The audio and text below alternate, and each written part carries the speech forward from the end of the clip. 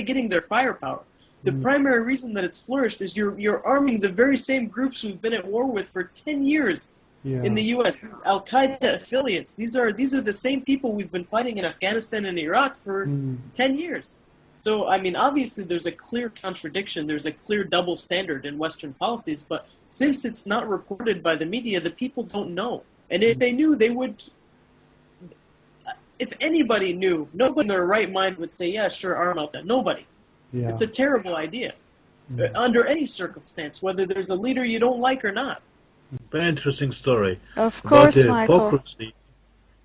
About the hypocrisy of the ruling Western circles. You have a campaign now in Germany, especially a Takfiri campaign.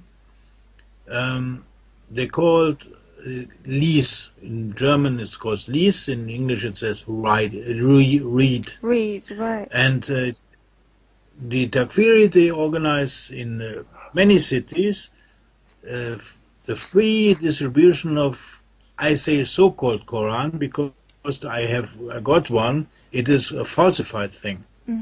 It's Takfiri. It's not a real Quran. So in German language, very beautiful, done with a lot of millions of euro, and no police, no nothing.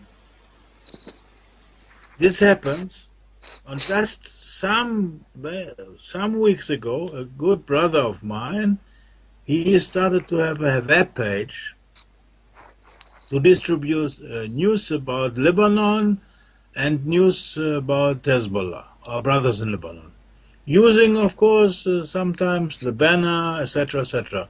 The police came, raided the house, confiscated the computer, and the website was cleaned out of the internet. So, you see, the Takfiri, they can do what they like, while this good brother, a little thing he did, with a little money, is immediately faced direct repression. The difference between their reactions. Yeah. And therefore, of course, this kind of difference, this kind of hypocrisy in most Western society creates a lot of problems. Not only that the ordinary people, they cannot see the reality of situation, the reality of Islam, the reality of revolutionary situations. They can be turned into people of hatred. Right. Thank you. Zainab, why do you think the leader mentions Israel and compares its oppression with what happened in Paris? He means that what happens in Palestine is the same what happened in France.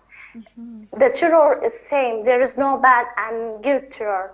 Maybe when the politicians see some group of terrorists are working on their interests, so they consider it as a good terror. And when the same terror when attacks their cities, they consider as a bad terror. Why? Because they consider the first group as a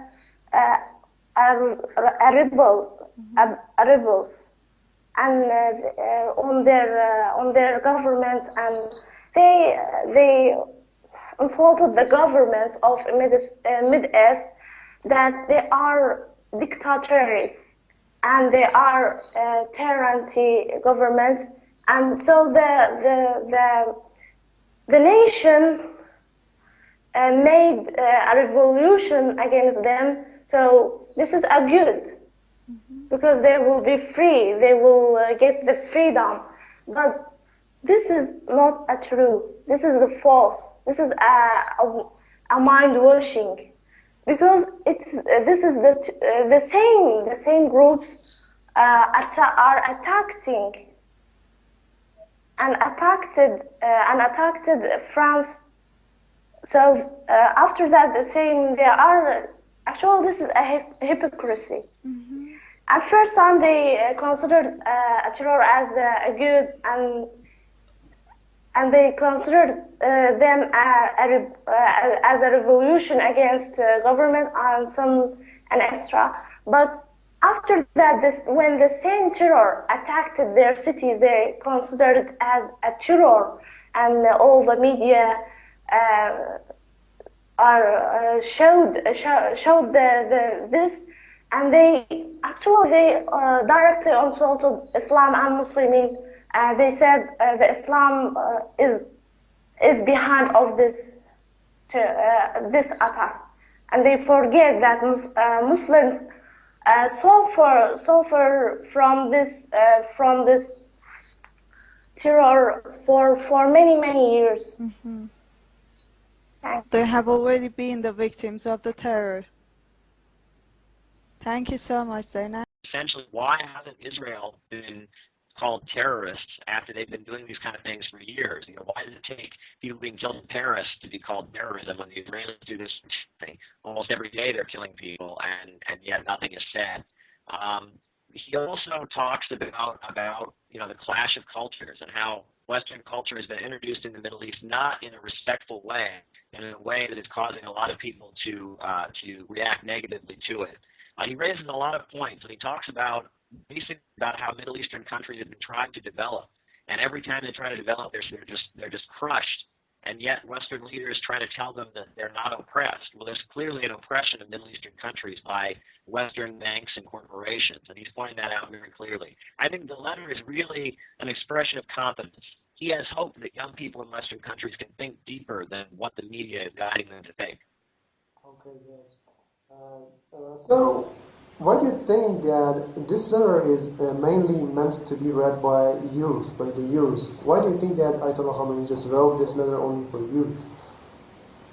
Well, it's often been observed that it's in the youth, it's in the period of when someone is young. That's when they begin to develop the way they see the world. Older folks, generally, they have kind of framed their worldview, but younger people are more of an open book. And also, right now in the U.S., there is kind of a difference between younger people and old people because of the economic situation. The good-paying industrial jobs that laid the basis for the American middle class and the American dream have been eliminated. And a lot of younger people are much more financially uncomfortable than their parents are. And this is causing young people to question things. Furthermore, the young generation in the U.S., people call them millennials, people under the age of 35, they call them the millennial generation in the U.S., they're much more apt to do research and to investigate things. It's kind of a stereotype of young people that they're constantly looking on their phones, constantly fact-checking things, constantly Googling facts. And that's kind of a stereotype of young people in the U.S. But it's helpful because you're trying to bring the truth to people who take the world seriously and investigate and want to learn more about reality are much more apt to be open to messages about finding the truth than people who have kind of already framed their worldview and are not used to free access of information. Okay. Do you think that showing the contradictions by a leader of, like Ayatollah Khamenei will be an effective step to ignite the reformation of minds, especially among the youth or the people? And do you think that it will be effective in that case or not? Well, I think it's going to be very, very effective because the leaders of Western society aren't telling young people to investigate, to do research, to look up facts.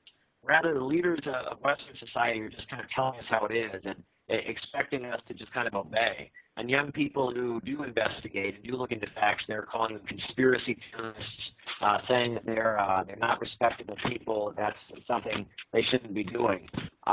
So because the leader of a country, the leader of the Islamic Republic of Iran, is urging young people to investigate facts and to do their own research, this makes him much more credible. And it really blows a hole in mythology that we've been given in the West, this idea that Iran is a totalitarian country, people don't think freely, people's minds are controlled by the government. And the leaders of Iran are encouraging us to think for ourselves, and the leaders of our own country are not. that really blows a hole in the entire narrative around the Islamic Republic that's been constructed in the United States. I see.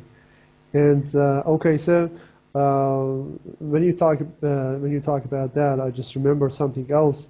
What is the image and the picture that is shown from Ayatollah Khamenei or the leaders of Iran into the Western country people? What they think of it, the first thing that they think of when they see them. So I think most people don't know who he is. So when Rouhani in the media is portrayed as sort of a moderate, right, in the Western media. Yeah. And Sayyid Ali Khamenei, in that same regard, is portrayed as kind of like the enforcer. So, like there was an article I read not too long ago about how Rouhani wants to kind of limit the restrictions on hijab enforcement in Iran. Yeah. But that this is not something that ultimately the supreme leader will get behind, because